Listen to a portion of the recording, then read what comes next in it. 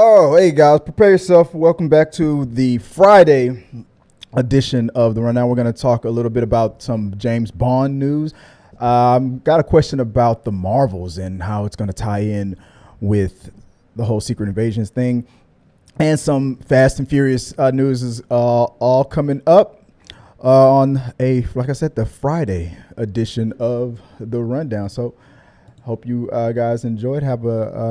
We just have a good show. Let's do it podcast style. I'll do it right now. Here we go. Let me put the logo in and do that. Here we go.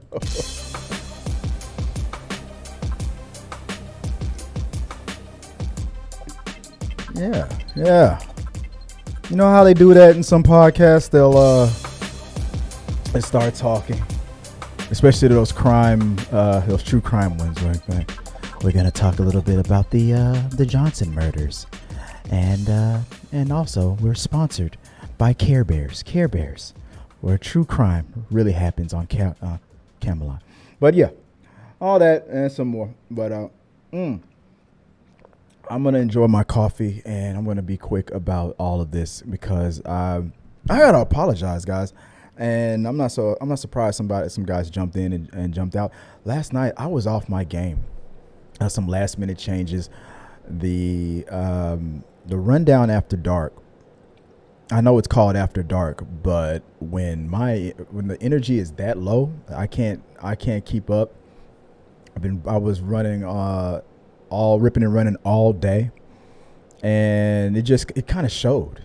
It showed last night. So I wasn't really on my game last night, and I felt it.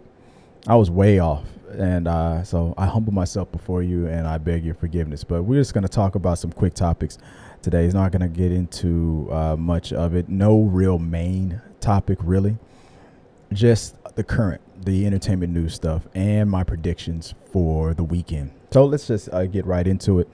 But before, if you guys are listening to us on the podcast, I got a note to myself to acknowledge the podcast. I got to remember to do that. So if whatever your favorite podcast provider of choice is, whether it's Spotify, Google Podcast, or Audible, whatever you like. If you like it, I love it. Yeah, just support us.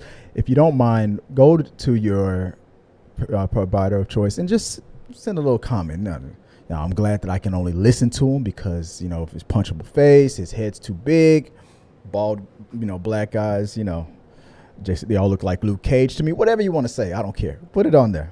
Put it in the podcast. The funnier the better. I like that shit. I got a big head and thick skin. So So if you were listening to us on the podcast, I appreciate it. Like I said again, guys, I'm sorry about last night, man. I was way off my game, so sorry about that. But if you're in the comments, hit the like button. Let me know what you guys think. Vote on the topic, and we're just I'm gonna interrupt your Friday just for a little bit and talk about these things. But you can also call in your topics if you don't feel like typing. You want to get on the phone, reach out, leave us a message on our new voicemail, 281-406-1993. 13-year-old Chris Fagan, man. Remember those days, man. Teenager, hormones. I discovered lotion could do more than just moisturize. Anyway, let's go on. Let's talk. So join me in the chat, and we'll talk about that throughout the show, especially at the end of the. I'm thinking about changing the name from "We Got Your Mail" to maybe just to "We Got You." Maybe I should put that as a vote. Should I change it? Because "We Got Your Mail" started off as a joke. I used to, when AMC Movie Talk and Collider Movie Talk, when they first started out, they had a Gmail address. So I assumed that a lot of people would misspell the email address. So I made my own Gmail version of it with like an extra L or whatever the situation. I just jumbled the words around. So the joke was, for me and Sean, whenever we got the mail that was intended for them because they accidentally misspelled the email address, I'd be like, hey, you're like the friendly neighbor when the mailman sends the letter over to the wrong house. And you go over and knock over it. Well, hey, we got your mail. That's where the name We Got Your Mail came from. It was funny because it worked. We got a lot of emails from people who would be trying to send an email to Collider and stuff. And it was hilarious how long that lasted. But then they stopped using Gmail or they stopped taking mails like that. And it was the joke ended. But I'm thinking about changing it from the segment from We Got Your Mail to maybe to We Got You, whether it's calls, mail, or video. And the live call in and the videos would be for our members only, but calls are for anybody. Just call the number 281-406-1993. Calls, mail, and video, or video calls and visit MCV or MVC, something like that. I don't know. I'll work on the acronym. But anyway, but that's what it's for. So let me know, should I change it to? All right. Moving on to the first main topic of the week, of Friday, of today. So Henry Cavill may now be considered too old to play James Bond. I saw that the director was asked about him again. And he said when he first auditioned, he was considered tremendous. He said his audition as Bond was tremendous. It was just that Henry Cavill, as tremendous as he was, Dave, who got the part, what was his name? What's his name? Damn it, I forgot the name. I'm so bad with names. James Bond, played by Daniel Craig. I'm stupid. Just did a little bit better. And they said that Henry Cavill was considered a little bit too young at the time. This is the mid 2000s, early 2000s. He was a little too young. He was in his 20s. But we'll keep you on the side. Like, he lost out the role to play in Superman Returns to Brandon Routh, and then later got it. Now, he lost the role to play James Bond. Maybe he'll later get that too. I mean, I think it was two situations where he auditioned for something, didn't get it, and he got it a little bit later. But now the question comes back. Now that Daniel Craig is done, question comes back. Well, you said that Henry Cavill, I mean, he was that good. You used the word tremendous. And this is exactly what the director had to say. Let me go full mass real quick. This is exactly what he had to say. He looked great in the audition. His acting was tremendous. And look, if Daniel didn't exist, Henry would have made an excellent Bond. He looked terrific. He was in great physical shape, very handsome, very chiseled. He just looked a little young at the time back then. And I mean, I understand, because when you saw what Daniel Craig did and what they were going for, yeah, Henry was too much of a baby face, to use a wrestling term. He was too fresh out the oven to play that kind of a Bond. But the ironic thing now is Henry's about 40. He's 40 years old now. And the James Bond for the next upcoming James Bond that they're looking at might be a younger Bond. He would have been perfect if it's the irony is now Henry might be too old to play the Bond that they have in mind. It's just about the timing. It's like real estate. Sometimes it's the location, sometimes it's the price, sometimes it's timing. So I thought that was ironic. It's just, I say just go. I mean, well, if they're going for a younger Bond, if that's what the script is asking for, and Henry is now aged out, it just sucks, because I would be excited to see Henry as James Bond. That was something that I was looking forward to. But just like it says right here, proof is right there. He looked great, chiseled, handsome, tremendous audition. But if they're going for a younger Bond, he might be a little too old now. So I think it's kind of it's sad. I'm looking forward to the new Bond. I only seen a couple. I didn't like all of the Daniel Craig ones. I loved the first one, but the other ones was just so hit and miss. Just was not my cup of tea. But here's to I gotta believe that Henry is in the top 5. If not, if he is aged out, if they really are going for a mid-20s, early 30s Bond, I get it. Because I don't think we ever had that. And has there ever been a Bond that young, fresh out of the academy, just got the double? He was 006, and then when he graduated, then you're now you're 007. Are we gonna do that? I don't know. What do you guys think about that? Do you want Henry Cavill to stay to play Bond? You think it's his time? He deserved it? Let me know in the comments, and let's talk about it a little bit later. Now, some other news just dropped. Fast and Furious presents Hobbs and Reyes. Seems to be the new title for the spinoff. Now, I made this the question. Now, what do you think about this title Fast and Furious presents for Hobbs and Reyes? The choices was Reyes will join the family. I hope Reyes would not be one of those redeemable type of villains. Cypher could probably be redeemed before Reyes can. Reyes did too damn much, and he's too unpredictable. If Reyes joins the family, it would. I will then. As much faith as I've already lost in the franchise. I would. I mean, pull that emergency cord and just jump out the plane, man. No, it's not possible.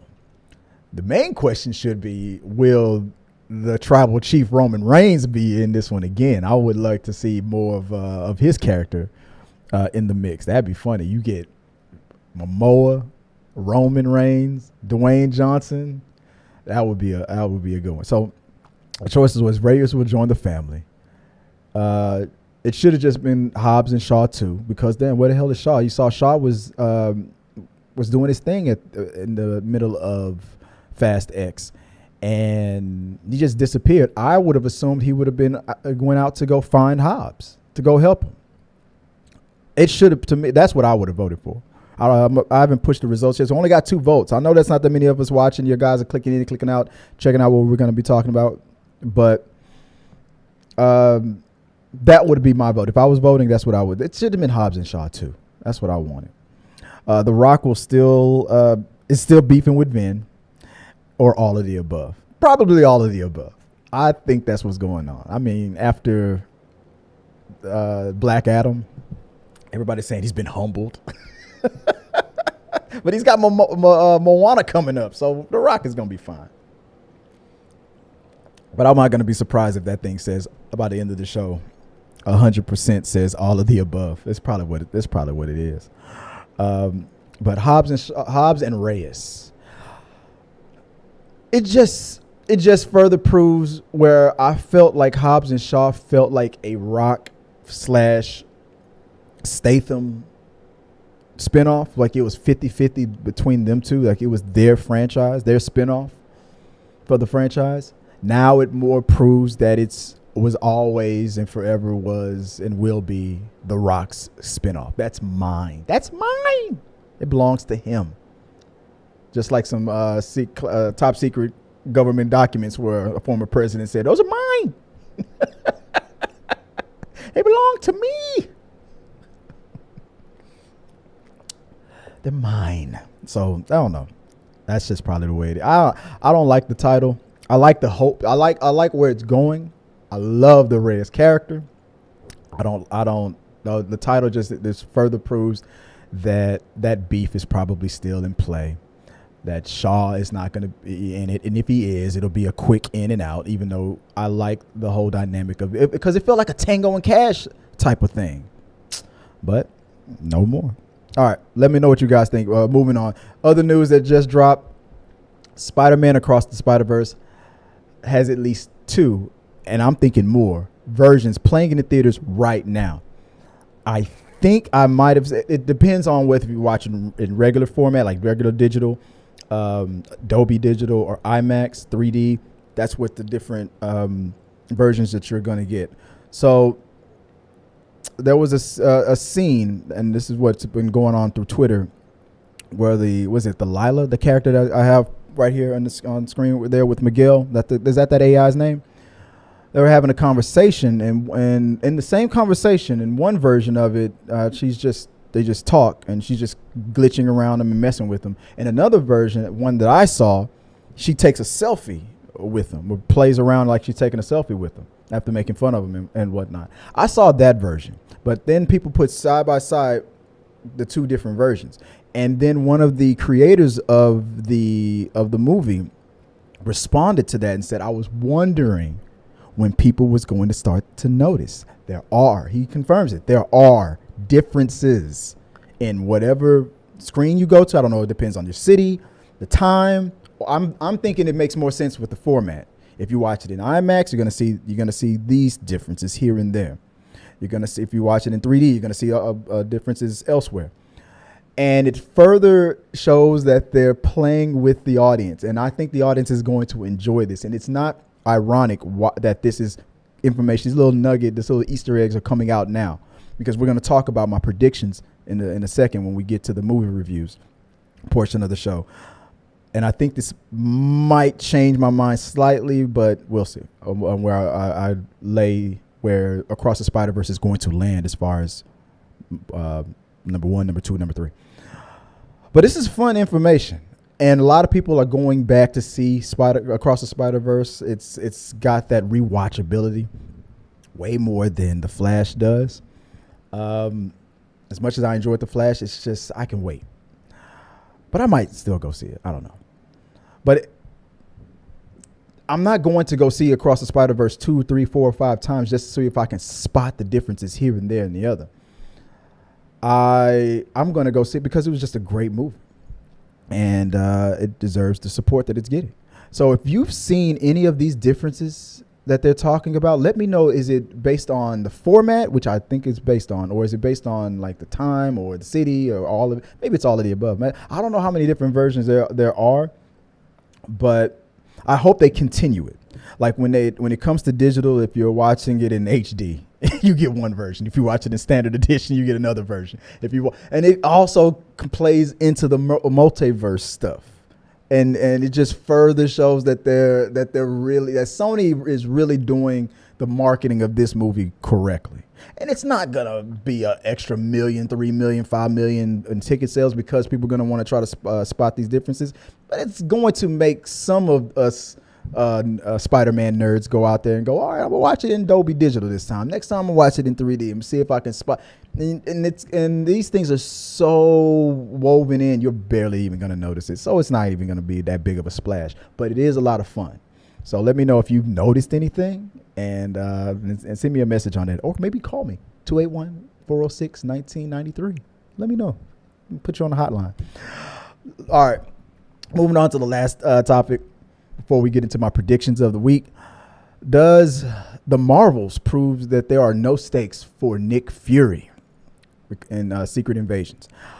So before the series dropped this week, there was the Marvels trailer, and when you said it was Nick Fury right there, still in the space station, still looking for his shoes, and that funny bit with Kamala Khan, hey, you're Nick Fury, and he comes to Earth, and he's helping out, trying to find out what's going on between Kamala Khan, Captain Marvel, and Carl Danvers, and whatnot, while they keep switching around and flopping around. So if that is the same Nick Fury, unless this is a Skrull, that proves that there's no stakes in this series. This whole time, if we're watching the real Nick Fury in this series, and that is the Nick Fury in the Marvels, I mean, there's no, if there's ever a cliffhanger episode where Nick Fury is tied up, and at the end, and right before it goes to credits, will the captors, pull the trigger or whatever? It's not going to happen. There's no stakes. Or is it one big misdirect? Is one or the other a Skrull? Did his Skrull friend? Oh, I forgot the name of the actors. And like I said, I'm real bad with names. Are they pulling the same move that they did in Far From Home? Let me look that up. In Far From Home, forgot their names. When we got that end credit scene at the end, when it shows that Nick Fury wasn't the guy the whole damn time. So, and if they are, let me know what you guys think in the chat. I'll see if I can pull up. Do I have? I don't think I have the chats up. Well, we're gonna be quick, so I'll just read them out. If you guys type up anything, I'm assuming that there are no stakes. I'm assuming that we're not gonna have Nick use his Skrull friends. The other clue, Nick Fury was a Skrull from Far From Home. Talos. Is that? I think that was his name. We're not gonna have him play because the situation with him and his daughter in the series, I think is gonna be more focused on that. I think if we're ever gonna see Talos take on Nick Fury's persona and his image again, it would only be unless they do another misdirect. This is the thing I think could happen. If Nick Fury actually dies in the series, I mean, it's gone, and Talos has to take on the mantle for Nick Fury because the world needs a Nick Fury, like Gotham needs a Batman. I think that would be the way they could play it. Like, he will take on the image of Nick Fury, and that way, if he's a Skrull from this day forward, he can always shapeshift. If we're still in the same universe, if they don't reboot the whole MCU, if we're still in the same universe, using the same character, you can always recast and play and have you can have white Nick Fury again. He could, because he's a shapeshifter. If the world maybe accepts that, now the shield is now operated by a Skrull, because he's downloaded absorbed all of Nick's memories. Is this the way to get white Nick Fury in the mix? Maybe. If he's a Skrull from this day forward, if that's what happens, if this Nick Fury does not make it to the end of the series, or this doesn't make it before we get to Marvels, and a Skrull takes over from this day forward, that would be an interesting plot twist. Like, how now? Then he'll slowly morph into white Nick Fury. I think that would be hilarious. But that's just a wild theory of mine that I'm just bouncing around. No, I'm not. I'm just making fun of it. But let me know what you guys think. If you think that's a possibility, any of my crazy damn theories about what they're gonna do with the Nick Fury character. Because Sam can't do it forever. I'm sure he'll do it as long as he can, but eventually either his character will be written off, Sam will stop working with the MCU, or the worst. I don't want to even say it out loud. You never know. So let me know what you guys think about that. Let's move on to the last of the show. Because after I heard me get out of here, the reason why I'm making this a quickie is because I got work to do. Like I said, I really got some upgrades to do and some changes I have to make to the channel. I really want to boost, and I need you guys' help. If you have any suggestions out there, if you're watching me live, if you have any thoughts, either DM me directly or right here in the chat. I need to really look into how to boost the views on Twitch. We simultaneously do this show on YouTube, on Facebook, and on Twitch, and the numbers, even though they keep growing on YouTube, and I appreciate you all for subscribing, they don't do a damn thing on Twitch at all. Since the new format, the new way we've been doing this show, it's maybe gone up one subscriber, one follower on Twitch, one. So it's probably a me thing. I don't do as much marketing. I don't go on Twitter and go, hey, go listen to us or watch us on Twitch as much as I do all the time for YouTube. So maybe it's just a focus thing. But if there's any suggestions, like, no, Twitch is a different beast, Chris. You gotta be on there. You gotta engage with this and that and the other. Because I've seen people who, and it's just a weird thing with social media altogether. You'll have 20 followers on YouTube, and you do the same thing on TikTok, and then you'll have like 1 million, because the TikTok is a different animal. Or the same thing with Twitch. You have 500 followers on YouTube, and then you do the same thing on Twitch, and then that's the one that gains you the biggest following in the world. With me, that's YouTube. I've grown to 10,000 of you wonderful, beautiful people. but nobody really, none of y'all are really following me on. And maybe somebody has given me, if y'all have both, y'all give me a pity follow. Give me a pity follow. You know, there you go. I'll give him a follow. And follow me on Twitch as well. But let me know what I'm doing wrong, man. Is it just my focus? Obviously, I've adapted myself to YouTube, so I'm more acclimated to only, think in YouTube terms. It's probably what it is. So I need to maybe start focusing on Twitch. But if you guys have any suggestions, let me know what I should be doing, what I'm doing wrong. And also, before we move along, the rundown is now going to be canceled on Facebook.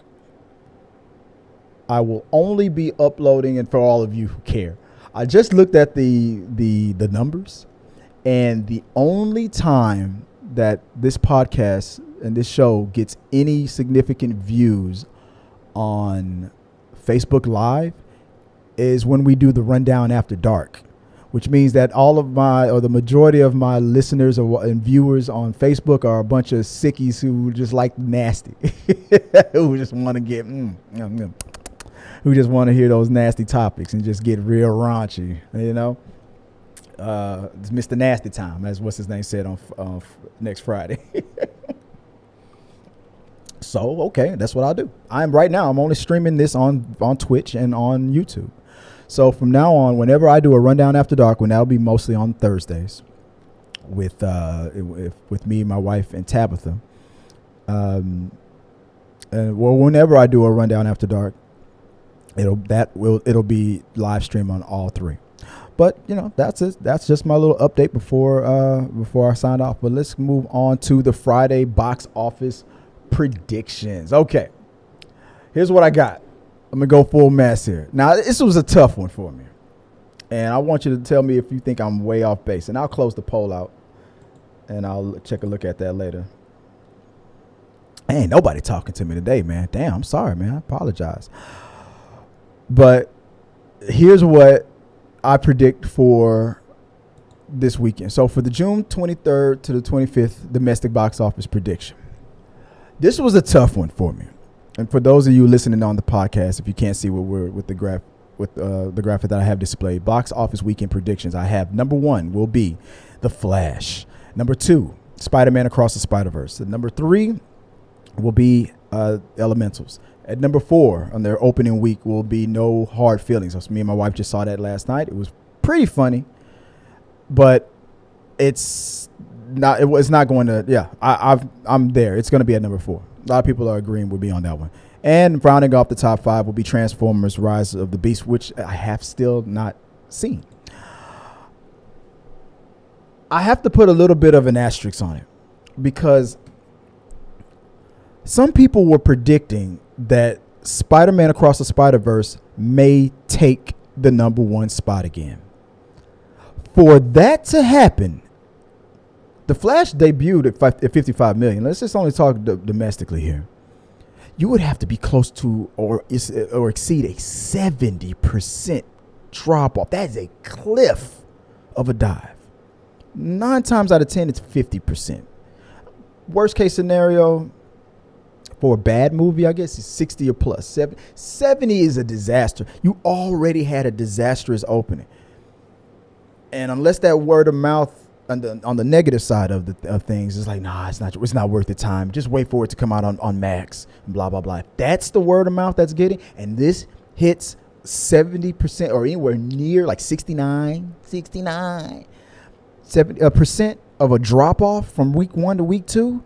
Spider-Man Across the Spider-Verse will get. So I'm predicting that it's going to be very close, within 2 million, no matter what. Winner Spider-Man or winner Flash for number 1. It's going to be a face-off between those two. But I'm going to give the edge to Flash.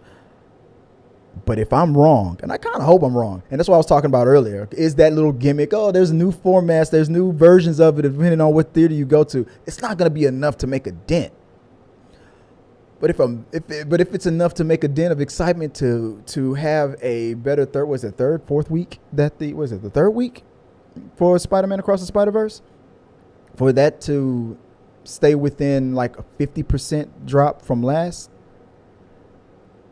because we're talking about under $20 million for both, somewhere like 18, 19 million for both movies, 17, 18, 19, maybe 20 million. It would mean that Spider-Man Across the Spider-Verse would have to do better, like around 50% or more.